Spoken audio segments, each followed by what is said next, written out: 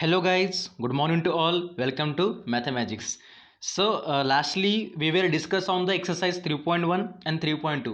तो बच्चों जिस तरह से हमने लास्ट कुछ वीडियो लेक्चर्स में है ना, तो वहाँ पे हमने 3.1 एक्सरसाइज और 3.2 एक्सरसाइज कंप्लीट की थी. ओके, तो आज हम पढ़ेंगे in the today's video lecture we will learn about the exercise 3.3, जहाँ पे हम लोग पढ़ेंगे एक्सरसाइज 3.3 का question number first and question number second. दोनों ही क्वेश्चन बहुत ही इजी है, वेरी इंटरेस्टिंग, पर उससे भी बहुत ही ज़्यादा कि वो दोनों ही क्वेश्चन बहुत ही इंपॉर्टेंट है is in the exam point of view. Okay, तो अगले साल मतलब जब फेब में आपकी एग्जाम होगी स्टेट बोर्ड की, तो उसमें मैथमेटिक्स में जो आपको ट्रिग्नोमेट्री फंक्शन में क्वेश्चन पूछे जाएंगे, तो 50% क्वेश्चन जो होंगे वो एक्सरसाइज 3.3 के क्वेश्चन नंबर फर्स्ट और सेकंड के ऊपर ही आ सकते हैं.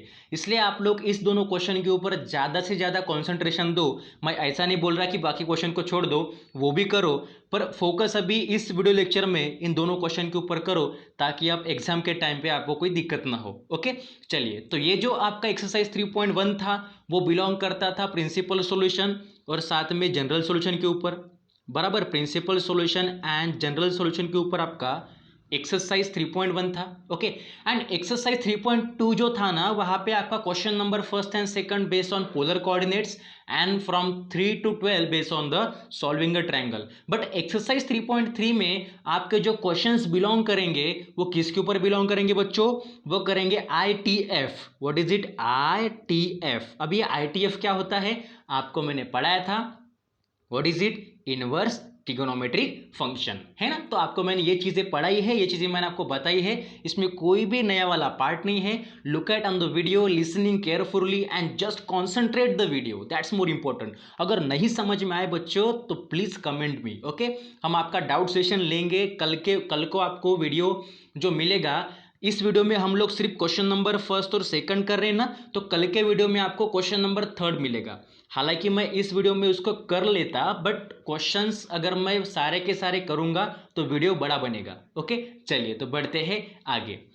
क्वेश्चन नंबर फर्स्ट और सेकंड जो कि एक्सरसाइज 3.3 के हैं वो बेस करेंगे इनवर्स ट्रिग्नोमेट्री फंक्शंस के ऊपर. ओके, और साथ में क्वेश्चन नंबर थर्ड भी है ना, वो भी बेस करता है इनवर्स ट्रिग्नोमेट्री फंक्शन के ऊपर. सिर्फ फॉर्मेट क्या है देखिए, जो आपके एक्सरसाइज 3.3 के क्वेश्चन नंबर फर्स्ट होगा, है ना, जो आपके एक्सरसाइज 3.3 के क्वेश्चन नंबर फर्स्ट होगा और क्वेश्चन नंबर सेकंड होगा, वहाँ पे आप लोग देख सकते हो, है ना, वहाँ पे आप लोग देख सकते हो कि वहाँ पे यूजफुल आपको हो सकता है ये पूरा का पूरा टेबल, है ना. ITF मतलब इनवर्स ट्रिग्नोमेट्रिक फंक्शन, और उसके लिए आपकी रेंज क्या होगी, जिसे आप लोग क्या बोलते हो, प्रिंसिपल ब्रांच वैल्यू. ये आपको मैंने चीज़ पढ़ाई थी, है ना, जो आपको मैंने वीडियो सेंड किया था based on the inverse trigonometry function के ऊपर, वहाँ पे मैंने आपको ये टेबल एक्सप्लेन किया था. ओके, चलिए बढ़ते हैं एक्सरसाइज 3.3 के तरफ, पर पहले 1 मिनट में इसको रिवाइज कर लेंगे फिर बढ़ेंगे. ओके, तो देखिएगा, अगर आपको क्वेश्चन में दिखे साइन इनवर्स ऑफ एक्स वाला फॉर्मेट,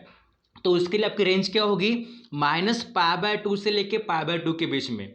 अगर जो भी आपका एंगल निकलता है वो आपका -π/2 और π/2 के बीच में अगर लाई करता है, तो हम बोल सकते हैं कि साइन इनवर्स के लिए वो किसकी वैल्यू होगी, एक्स की वैल्यू होगी. सेम ऑन द कॉस के लिए, अगर कॉस इनवर्स ऑफ एक्स रहा तो अगर उसका रेंज 0 से लेके पाई के बीच में लाई करता है, और साथ में दोनों को क्या हो सकता है, एक तो इक्वल भी हो सकता है, क्योंकि देखिए यहाँ पे क्लोज ब्रैकेट है और साइन में भी क्लोज ब्रैकेट ही था, है ना, तो इक्वल भी हो सकता है. तो उसे हम क्या बोलेंगे, value of x for cos inverse of x के लिए.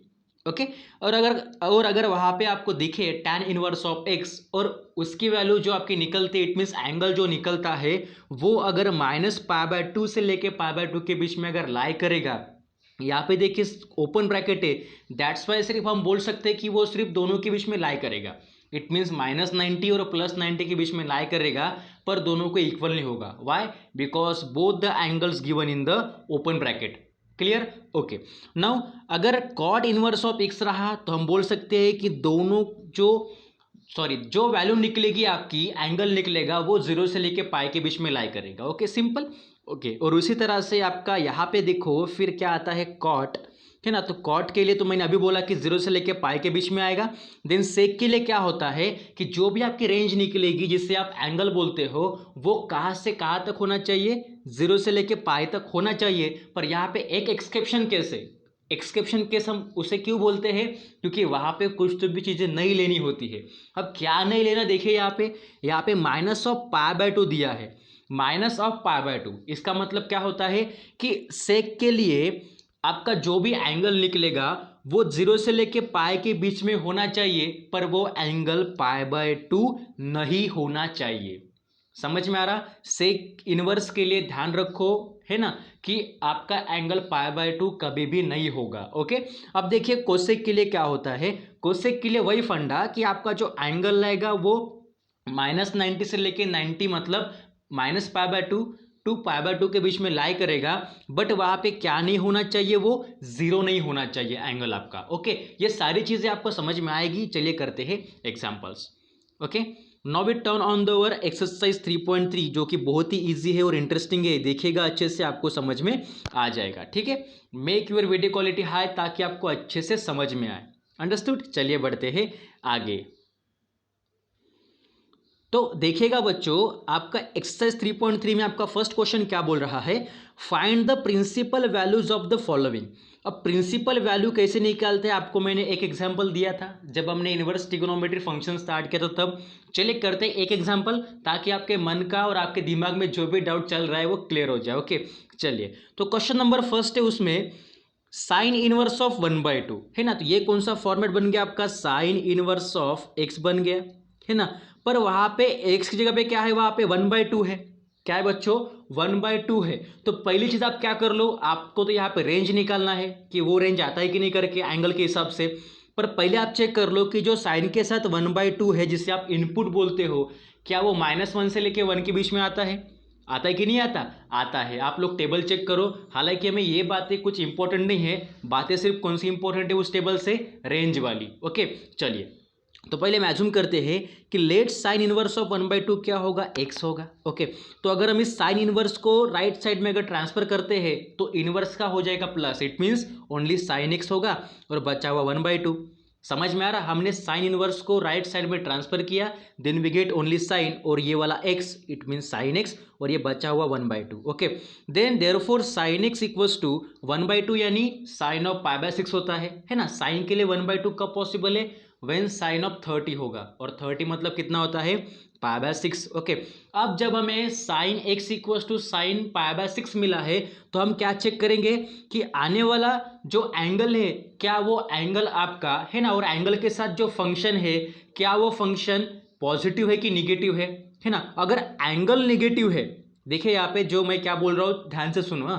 अगर एंगल निगेटिव है तो कोई बात नहीं है, पर अगर फंक्शन ही निगेटिव आएगा तो उसको आपको पॉजिटिव में करना पड़ेगा। समझ में आ रहा। पर यहाँ पे जो फंक्शन आ रहा है साइन ऑफ π/6 वो किस में है, ऑब्वियसली पॉजिटिव में है ना। तो क्या करेंगे, this gives us the principal branch value of sine inverse of x क्या होती है, -π/2 से लेके π/2 के बीच में। अभी हमने टेबल दिखा था जहाँ पे साइन इनवर्स के लिए आपके principal branch value, it means range क्या होता है, हम रेंज को ही प्रिंसिपल ब्रांच वैल्यू बोलते हैं। तो वो क्या होता है, -π/2 से लेके π/2 के बीच में। अगर आपका ये π/6 लाई करता है इन दोनों के बीच में, तब क्या बोलेंगे कि आपका सोल्यूशन क्या होगा x के लिए, इट मीन्स x के लिए आपकी प्रिंसिपल वैल्यू क्या होगी, π/6 होगी। चलिए चेक करते हैं। Now on the bottom side see here we say that the principal branch value of sine inverse of x is -π/2 to π/2, है ना। एंड अब यहाँ पे मैं क्या लिखूंगा कि जो आपका यहाँ पे एंगल निकल रहा है क्या वो इन दोनों के बीच में लाई करता है क्या, देखो, है ना, कि π/6 मतलब कितना होता है 30, π/2 मतलब 90 एंड -π/2 मतलब -90। तो -90 और +90 के बीच में ऑब्वियसली आपका 30 आता ही है, लाई करता है ना बच्चों। ओके, तो बहुत ही सिंपल बात है, that's why x equals to π/6। समझ में आया। एंड लास्ट में आपको ये स्टेटमेंट लिखना ही होता है, therefore the principal value of sine inverse of 1/2 is π/6। समझ में आया। इसमें कुछ भी क्रिटिकल नहीं है, सिंपली आप पहले फंक्शन के लिए कौन से एंगल के लिए वैल्यू होगी वो निकालो, जैसे हमने यहाँ पे निकाला। उसके बाद जो आपका यहाँ पे एंगल आता है वो चेक करो कि इस फंक्शन के लिए वो दो एंगल्स के बीच में लाई करेगा कि नहीं, अगर करता है तो ऑब्वियसली वो आपका बनेगा प्रिंसिपल वैल्यू। ओके, चलिए तो बढ़ेंगे सेकंड क्वेश्चन की ओर। बच्चों सेकंड क्वेश्चन भी सेम एज फर्स्ट है, जैसे हमने फर्स्ट किया ना सेम ही क्वेश्चन है, सिर्फ यहाँ पे थोड़ा 1% डिफरेंट क्या है कि यहाँ पे दिया है कोसेक इनवर्स ऑफ 2। तो कोसेक मतलब क्या होता है, 1/sin होता है ना, it means cosec inverse of 2 क्या बनेगा, साइन इनवर्स ऑफ 1/2 बनेगा, रेसिप्रोकल है तो समझ में आ रहा, साइन इनवर्स ऑफ 1/2 बनेगा। तो वो क्वेश्चन बन गया आपका जैसे हमारा पहला क्वेश्चन था, क्या यही हमारा पहला क्वेश्चन था जो अभी हमने सॉल्व किया, तो सिमिलरली वही आपको लिखना है, बाकी कुछ भी नहीं। ये क्वेश्चन आप लोग कर लो, ये आपके लिए होगा होमवर्क। ओके, चलिए अब बढ़ते हैं थर्ड क्वेश्चन की तरफ। Third question is also more easier. सभी क्वेश्चन में आपको एक ही चीज करनी है जो आप कभी बोल रहा हूं। ओके, चलिए थर्ड क्वेश्चन क्या है, tan इनवर्स ऑफ -1। अब देखिए यहाँ पे जो -1 आ रहा है तो डोमेन आपका किस में है, निगेटिव है। ओके, तो ऑब्वियसली आपका एंगल भी निगेटिव में आएगा।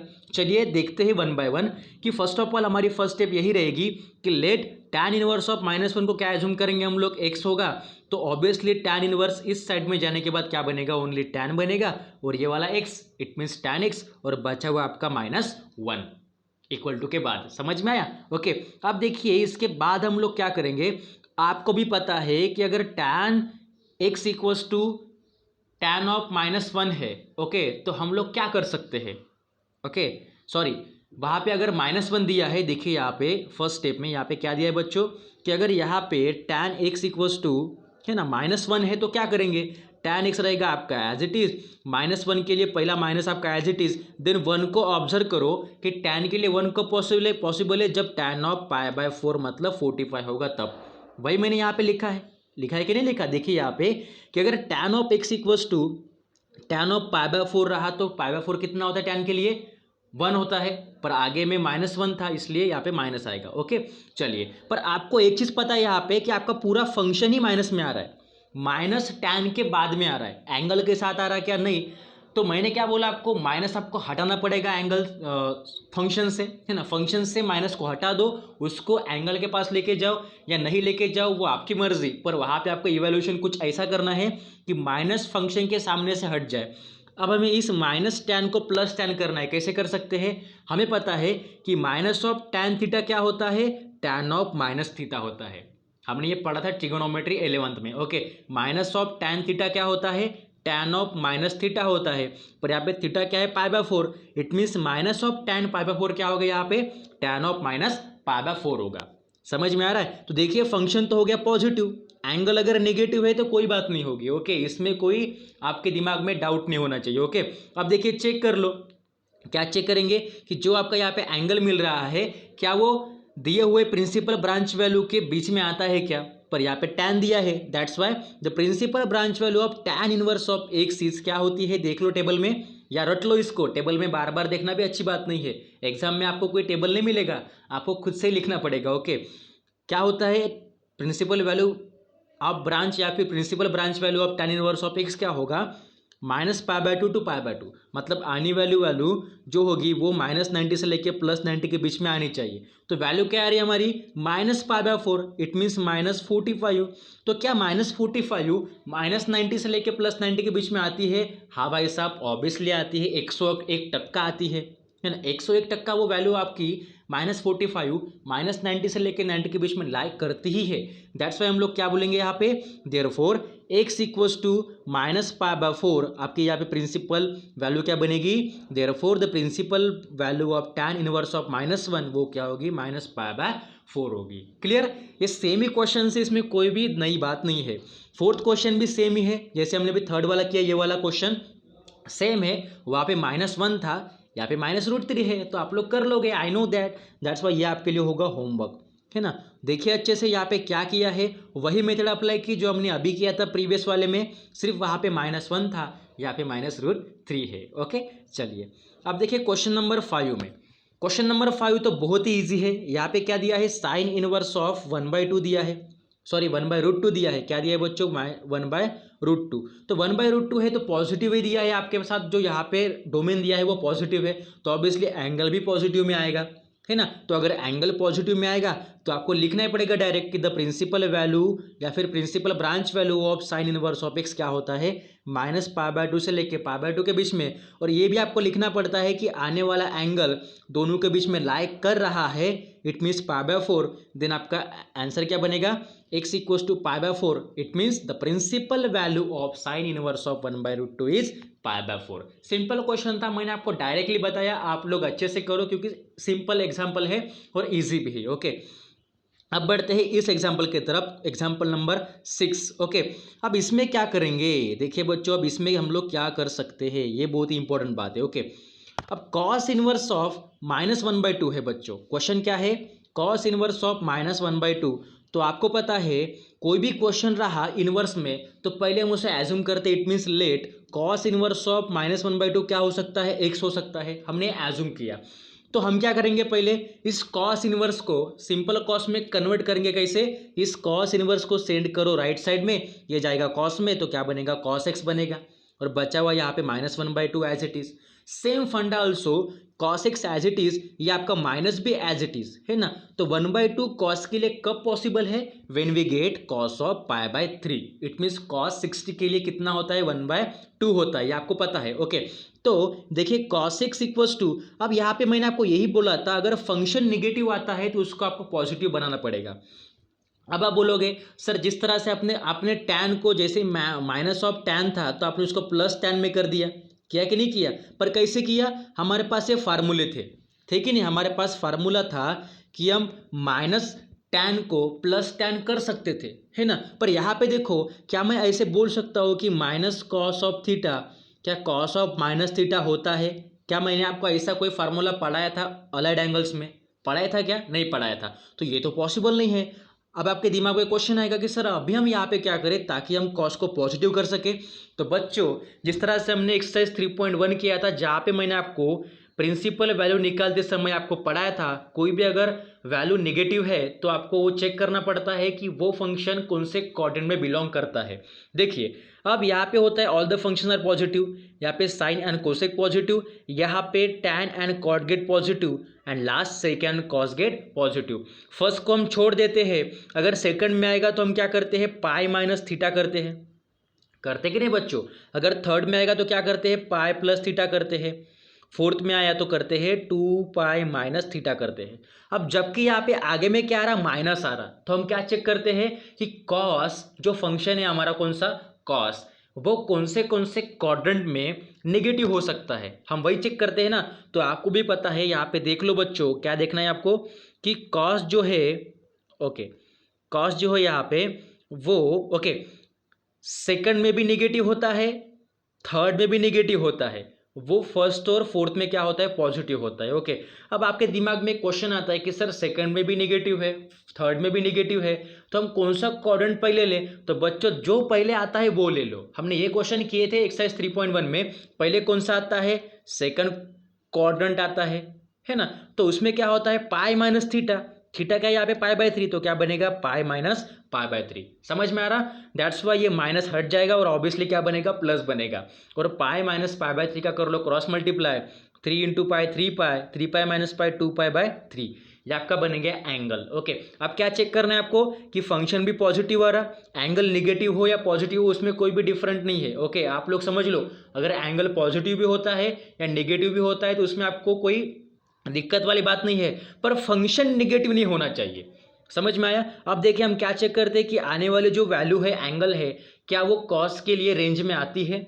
देखिए, the principal branch value of cos inverse of x क्या होगा, 0 से लेके पाई के बीच में होता है कि नहीं होता, टेबल चेक कर लो कॉस के लिए। ओके, तो आपको यहाँ पे प्रिंसिपल वैल्यू कौन सी लेनी है, जो यहाँ पे क्वेश्चन में दिया होता है। समझ में आ रहा, ओके, या फिर आप कुछ इवेल्यूशन करते हो तो, जैसे हमने कोसेक को साइन किया था सेकंड में। ओके, समझ में आ रहा। ओके, देन देखिए, अगर ये 2π/3 लाई करता है 0 से लेके पाई के बीच में, देखिए 0 मतलब 0, पाई मतलब 180, 2π/3 मतलब कितना होता है बच्चों, चेक कर लो, क्या यहाँ पे 2π/3 आएगा, और अगर आएगा तो 2π/3 कितना होता है, it's your 120।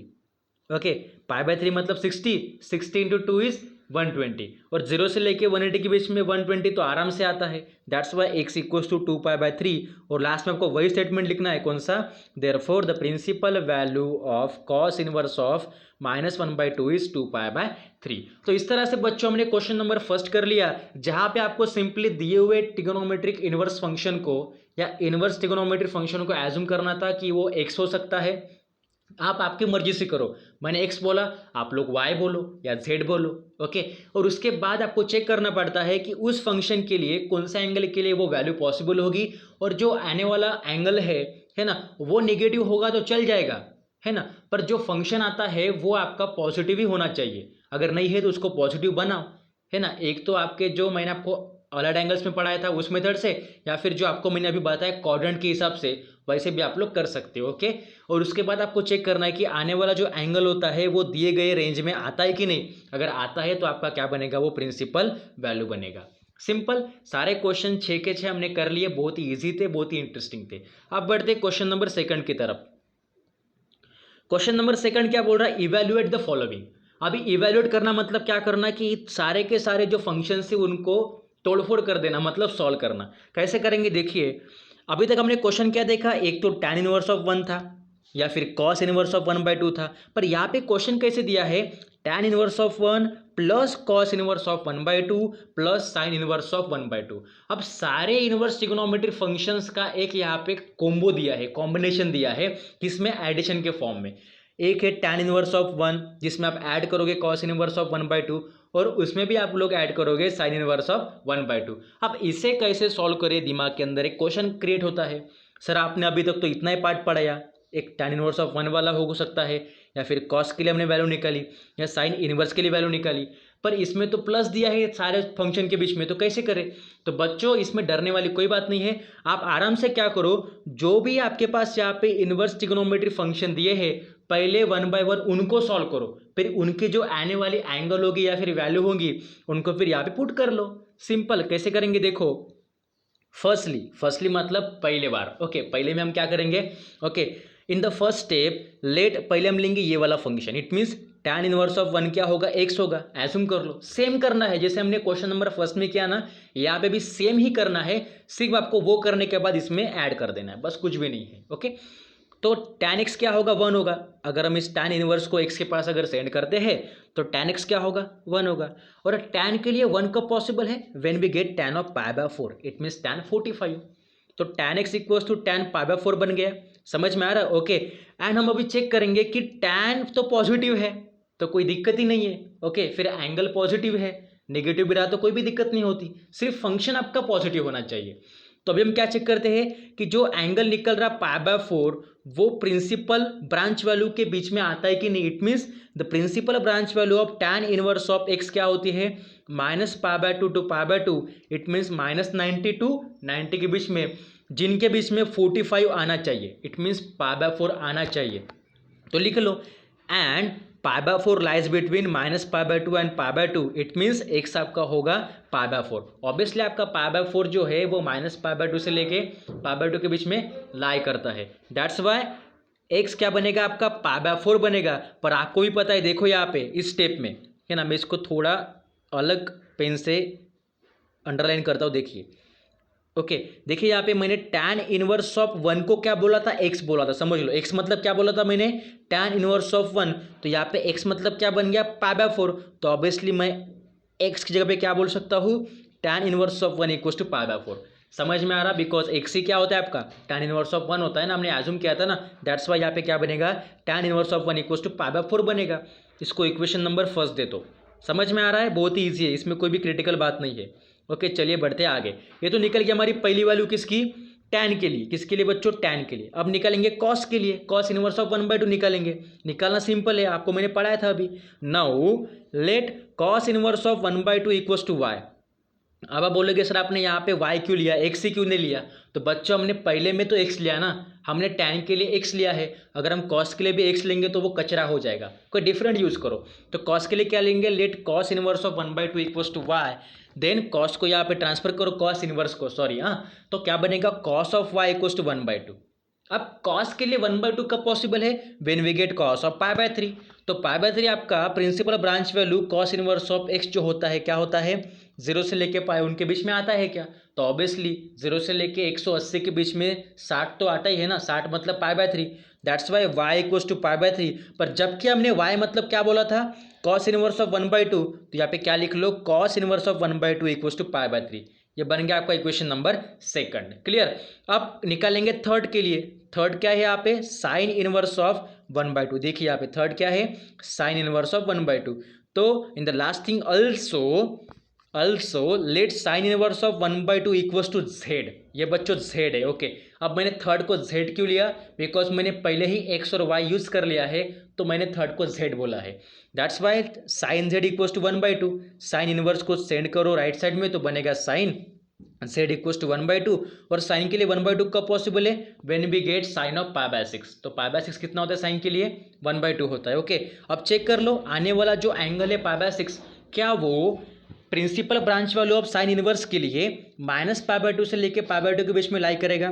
It means okay ना, अगर लाई करता है तो हम बोल सकते हैं आने वाला फंक्शन आपका, आने वाला जो वैल्यू है वो पॉसिबल है। It means you have to check on that principal branch value for given sin inverse of x is -π/2 to π/2, okay, and also that π/6 lies between -π/2 to π/2, okay, that's clear, because 30 is always lies between -90 and +90, okay, that's why your answer z equals to π/6, but we know that z means what, see on that step, z means sin inverse of 1/2, that's why sin inverse of 1/2 equals to π/6। Hope so all of you understand that, सबको समझ में आ रहा होगा, इसमें कोई भी difficulties नहीं है।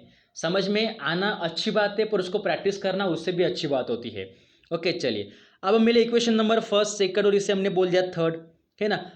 अब हमें तीनों इक्वेशंस मिले, तो क्या कर लो, तीनों को जो आपका मेन क्वेश्चन था कौन सा था, tan inverse of 1 plus cos inverse of 1/2 plus sine inverse of 1/2 में पुटअप कर लो। Now tan inverse of 1 plus cos inverse of 1/2 plus sine inverse of 1/2 equals to tan inverse of 1 कितना निकला, देखो इक्वेशन नंबर 1 में कितना मिला, π/4, check कर लो आप लोग। Okay then cos inverse of 1/2 कितना मिला, देखो इक्वेशन नंबर सेकंड में कितना मिला, π/3 मिला। And the last one sine inverse of 1/2 जो अभी हमने निकाला, देखिए यहाँ पे कितना मिला, π/6 मिला, जो कि थर्ड इक्वेशन में था। ओके अब तीनों को ऐड कर लो, ऐड करने के बाद आपको मिलेगा 9π/12। ये तो मैंने एलसीएम ले लिया, अगर किसी बच्चों को ये करना नहीं आता तो आप लोग सिंपली क्रॉस मल्टीप्लाई करो, पहले इन दोनों का करो, फिर जो भी आएगा उनके साथ इसका करो। ओके तो आपको आंसर मिलेगा 9π/12, बट वी नो दैट 3 3 जा 9, okay, and 3 4 the 12, that's why 3π/4 is the your last answer। और आपको लास्ट में इस तरह से लिखना है, therefore tan inverse of 1 plus cos inverse of 1/2 plus sine inverse of 1/2 equals to 3π/4। और उसको इस तरह से अच्छे से बॉक्स करना सीखो। जिस एग्जाम्पल में आपको मैं बॉक्स करके देता हूँ उस तरह से आप भी वो हैबिट लगा लो कि आप सॉल्यूशन को बॉक्स कर सको, ताकि दिखने में अच्छा लगेगा और आपको मार्क भी अच्छे मिलेंगे। ओके चलिए, तो हो गया एग्जाम्पल नंबर फर्स्ट सेकंड का। अब करते हैं सेकंड वाला। सेकंड भी बहुत इजी है, सेकंड तो आप लोग कर लोगे, सेकंड आपके लिए होमवर्क है। यहाँ पे भी आपको क्या कर लो, पहले कॉस इनवर्स निकाल लो 1/2, देन साइन इनवर्स 1/2 निकाल लो, फिर इसमें आने वाली वैल्यू पुट कर लो। ओके तो आपके लिए होमवर्क रहेगा सेकंड वाला। ओके चलिए करते हैं थर्ड वाला। थर्ड वाला क्यों करेंगे, बिकॉज यहाँ पे देखिए सेक दिया है नेगेटिव। ओके बच्चों, थर्ड करने का मुद्दा क्या है, सेकंड आप लोग कर लोगे क्योंकि वहाँ पे पॉजिटिव भी दिया है सब कुछ, इसलिए आप लोग कर लोगे क्योंकि आपको मैंने अभी फर्स्ट वाला समझाया था। पर थर्ड में क्या दिया है, tan inverse of √3 minus sec inverse of -2। तो इसमें क्या कर सकते हैं, इसमें भी आपको वही करना है। Firstly you take tan inverse of √3 equals to x, assume कर लो, तो tan x क्या बनेगा, √3। अब देखो tan inverse of √3 equals to x में से tan x इक्वल्स टू √3 कैसे बना, तो वही आपका आंसर रहेगा कि tan इनवर्स को मैंने यहाँ पे सेंड कर दिया राइट साइड में, तो वो बन गया simple tan, that's why tan x equals to √3। ये आपको चीज़ आनी ही चाहिए, यहाँ पे कंफ्यूजन मत रखो दिमाग में। ओके क्योंकि अगर ये नहीं आया तो आपको आंसर ही नहीं आएगा। Okay then tan x equals to, अब √3 tan के लिए कब पॉसिबल है, when we get the angle tan of π/3। Clear. Then अब चेक कर लो π/3 लाई करता है क्या principal branch value of tan inverse के लिए। It means principal branch value of tan inverse of x is -π/2 to π/2। Understood. तो दोनों के बीच में जो आने वाला एंगल है अगर लाई करता है जिससे आप रेंज बोलते हो, then we say that is the your solution. It means π/3 मतलब होता है 60 और ऑब्वियसली -90 और +90 के बीच में 60 तो 101% बच्चों आता ही है। ओके, या किसी बालक या बालिका को इसमें कोई दिक्कत है तो मुझे पूछ सकता है। ओके चलिए, that's why x equals to π/3। पर बच्चों see on the first step कि मैंने tan इनवर्स ऑफ √3 को क्या बोला था, x बोला था। दैट्स वाई मैं यहाँ पे x की जगह पे है ना क्या पुट करूंगा, tan inverse of √3 equals to π/3। ये बन गया इक्वेशन नंबर फर्स्ट, पहला काम खत्म। अब क्या बचा, अभी क्या निकालना है हमें, सेकंड स्टेप कौन सी, सेक इनवर्स ऑफ -2। अब देखिए इसको सॉल्व करेंगे, चलिए कैसे करेंगे, अल्सो वही कर लो, let sec inverse of -2 equals to y। Second को y क्यों बोल रहे, बिकॉज फर्स्ट को मैंने x बोला था। ओके, देन आपका सेक बनेगा इस साइड जाने के बाद sec y equals to -2। Okay, then sec y equals to minus आपका एज इट इज, सेक के लिए 2 कब पॉसिबल है, when we get sec of π/3, क्योंकि सेक ऑफ π/3 कितना होता है, 2 होता है। ओके, तो देखिए यहाँ पे एंगल निगेटिव आएगा तो कोई दिक्कत नहीं है, आपको मैं पहली बार भी बोला था, अभी भी आपको बोल रहा हूँ कि एंगल अगर निगेटिव आता है तो कोई बात नहीं है। ओके, पर अगर फंक्शन ही निगेटिव है तो उसको पहले पॉजिटिव कर लो। तो यहाँ पे फंक्शन क्या है, माइनस सेक ऑफ π/3, फंक्शन सेक है, सेक के आगे माइनस है तो फंक्शन आपका निगेटिव बन गया। इसको पॉजिटिव कैसे करेंगे, तो आप लोग चेक कर लो, क्या मैंने आपको अलग एंगल्स में ऐसा कोई फार्मूला पढ़ाया है कि minus of sec theta equals to sec minus theta होता है, आप लोग नो सर, आपने तो ऐसा कोई पढ़ाया नहीं था। तो आपको वही करना है, वही मतलब क्या फंडा, वही आपका क्वाड्रेंट वाला पार्ट, मतलब इस तरह से निकल लो 4 चेम्बर्स, यहाँ पे फर्स्ट क्वाड्रेंट है ना, यहाँ पे सेकंड, यहाँ पे थर्ड और यहाँ पे फोर्थ वाला। आपको क्या चेक करना है कि सेक कौन से क्वाड्रेंट में निगेटिव होता है, सेक आपका निगेटिव होता है सेकंड में और होता है थर्ड में, और सेकंड में क्या होता है π-θ। तो सेकंड और थर्ड में पहले कौन आता है, सेकंड आता है, तो ऑब्वियसली क्या बनेगा π-θ, पर थीटा क्या बनेगा यहाँ पे π/3, that's why sec of π-θ। Okay, और जब भी आप ये फॉर्मेट लिखते हो तो ऑब्वियसली आपका माइनस चला जाता है और आपका जो ये आया ये आपको कैसे आपको समझ में आया होगा, मैंने π-π/3 कैसे लिखा। ओके, देन इनका कर लो क्रॉस मल्टीप्लाई, 3π - π इज 2π, 2π/3 सेक 2π/3। अब देखिए ये आपको मिल गया एंगल है ना, जो कि एंगल पॉजिटिव है और साथ में फंक्शन पॉजिटिव है, that's more important. Then see and check out the principal branch value of sec inverse of x is 0, pi minus of π/2। अब यहाँ पे देखिए अब क्या करोगे बच्चों, अब यहाँ पे क्या है, प्रिंसिपल वैल्यू क्या है सेक के लिए, 0, पाई माइनस π/2। तो आपको मैंने बोला था जब भी किसी भी रेंज के बाद माइनस के बाद में कोई एंगल दिया रहता है तो वो आपको यही बोलता है कि मैं जो हूँ वो मैं नहीं आना चाहिए। मतलब देखिए इसका मतलब क्या है कि सेक के लिए आपका जो भी सॉल्यूशन आएगा वो π/2 नहीं होना चाहिए, तो वो 0 से लेके पाई के बीच में होना चाहिए, पर π/2 नहीं होना चाहिए। समझ में आ रहा है, दैट्स वाई जो आपका सॉल्यूशन निकल रहा 2π/3 वो आएगा 0 से लेके पाई के बीच में, 2π/3 मतलब ऑब्वियसली 120, जो कि 0 से लेके 180 के बीच में आता है। That's why y equals to 2π/3। पर y को हमने क्या एज्यूम किया था बच्चों, देख लो यहाँ पे y means sec inverse of -2, that's why therefore sec inverse of -2 equals to 2π/3, जो बन गया आपका इक्वेशन नंबर सेकंड।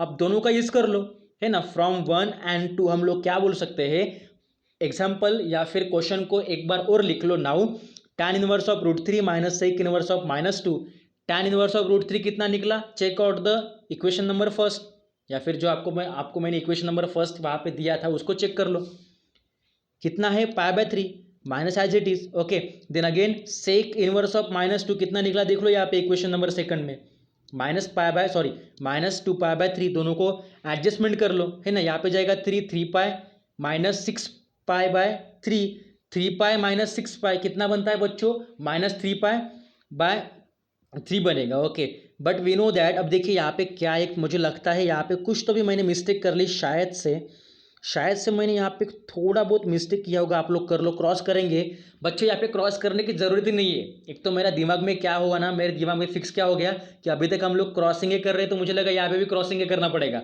तो मैंने देखा ही नहीं, दोनों का बेस तो सेम है ना भाई। ओके, दोनों फ्रैक्शन में बेस सेम है, इसलिए क्रॉस करने की बात ही नहीं है। तो पाई -2π क्या होगा, -π होगा, बिकॉज बड़े नंबर का सिंबल माइनस है, तो -π/3 is your last solution. That's why tan inverse of √3 minus sec inverse of -2 equals to -π/3 from equation number 1 and 2। ये आपको लिखना होता है, ठीक है। तो इस तरह से बच्चों हमने क्वेश्चन नंबर 3 कर लिया है। अब क्वेश्चन नंबर 4 जो है वो उसी तरह से, अगर यहाँ पे माइनस है तो यहाँ पे आपको प्लस करना आ जाएगा, क्योंकि ये फार्मूला मैंने आपको अलाइड में पढ़ाया है, इसमें कुछ भी करने वाली बात ही नहीं है, तो आप लोग कर लोगे, आई नो दैट। तो 4th वाला भी आपके लिए होमवर्क होगा, okay, it's your homework for you, आप लोग कर लो अच्छे से, सॉल्यूशन बहुत ही इजी है, ओके। तो बच्चों इस तरह से हमने कर लिया क्वेश्चन नंबर 1 और क्वेश्चन नंबर 2। क्वेश्चन नंबर 1 में कुल मिला के 6 सब एग्जाम्पल्स थे, और क्वेश्चन नंबर 2 में कुल मिला के 4 सब एग्जाम्पल्स थे। हमने सारे के सारे कर लिए। हो सकता है मैंने फर्स्ट में आपको एक एग्जाम्पल दिया होगा होमवर्क के लिए, क्योंकि आपको समझ में आ रहा है इसलिए, और साथ ही में एग्जाम्पल नंबर 2 में मैंने आपको उसमें से कुछ 2 एग्जाम्पल आपको अभी होमवर्क के लिए दिए हैं, जो कि बहुत ही सिंपल है और सेम है, सारे एग्जाम्पल सेम है, सिर्फ आपको वहाँ पे सिर्फ फंक्शन चेंज मिलेगा, वैल्यू चेंज मिलेगी, बाकी कुछ भी नहीं है, ओके। माइनस रहा तो प्लस करना सीखो, ओके। पर एक चीज़ और बता रहा हूँ, अगर एंगल निगेटिव, अगर निगेटिव या पॉजिटिव है तो कोई दिक्कत नहीं है, पर फंक्शन जो है ना वो ऑलवेज पॉजिटिव होना चाहिए, जैसे आप लोग हो always positive, it means be positive. समझ में आ रहा है? चलिए, तो बच्चों इस तरह से हुआ हमारा आज का सेशन, आज का वीडियो लेक्चर। आप लोगों ने देखा होगा, अच्छे से समझ में आया होगा। नहीं समझता है तो मुझे पूछो, मैं एक बार क्या 10 बार बताऊंगा, पर दिमाग में डाउट मत रखो, क्योंकि मैथमेटिक्स में दिमाग में डाउट रखना मतलब वो फिर हो गया कल्याण भव, ओके। चलिए, तो इस तरह से बच्चों, thank you for watching my video, okay. चलिए, प्रैक्टिस करो, that's more important. Do practice, keep study, and most valuable thing is what, keep smile. हंसते रहो, होली तो खत्म हो गई, अभी पढ़ाई की तरफ ध्यान दो। चलिए बढ़ते हैं नेक्स्ट वीडियो लेक्चर की तरफ, मिलेंगे कल के वीडियो में। शुक्रिया, टेक केयर, बाय बाय।